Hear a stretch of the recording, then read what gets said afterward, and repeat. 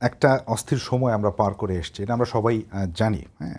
বিপ্লব বা গণ অভ্যুত্থান পরবর্তী সময়ে এই ধরনের ঘটনা কিন্তু ঘটে থাকে, হ্যাঁ? এই ধরনের ঘটনা ঘটে থাকে। সো আসলে আমার জায়গা থেকে আমি বলব যে দোষারোপ নয়। এখন আমরা কিন্তু একটা নির্বাচনের মাধ্যমে একটা ব্যবস্থায় এসে দাঁড়িয়েছি। সেটা ভবিষ্যৎ আমাদেরকে বলে দেবে যে আসলে এই ব্যবস্থার মাধ্যমে আমরা কতটুকু ডেভেলপ করতে পেরেছি আমাদের বা পারব। তো একটা নির্বাচিত সরকার আছে, একটা নির্বাচিত বিরোধী দলও আছে। এবং ভেরি সুন আমরা হয়তো একটা ফাংশনাল সংসদও পেতে যাচ্ছি। তো এরকম একটা অবস্থায় এই যে মবের যে ব্যাপারটা, এটা আমার মনে হয় যে আর অ্যাকসেপ্টেবল হবে না। তবে এখানে শুধুমাত্র সরকারের সদিচ্ছাই যথেষ্ট নয়।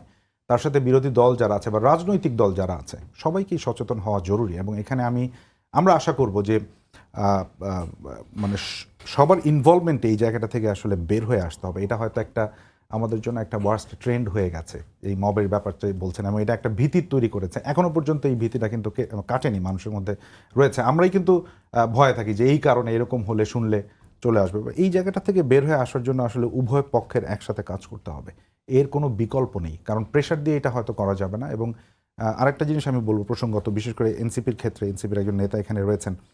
যেহেতু তারা তরুণদের নিয়ে রাজনীতি করেন এবং তরুণ রাজনীতিবিদ, তো ওনাদের একটা বড় ভূমিকা হয়তো রয়েছে এটা, কারণ যাতে করে এই ধরনের ঘটনাগুলো এড়ানো যায়। এবং ওনারা যেহেতু মেইন স্ট্রিমে এসেছেন, নির্বাচিত হয়েছেন, সংসদেও বসছেন, সংসদও প্রাণবন্ত হবে, তো ওরকম একটা অবস্থায় মানে মবের মতো ব্যাপারকে আসলে আর সাপোর্ট করা যায় না একটা সিভিলাইজড কান্ট্রিতে।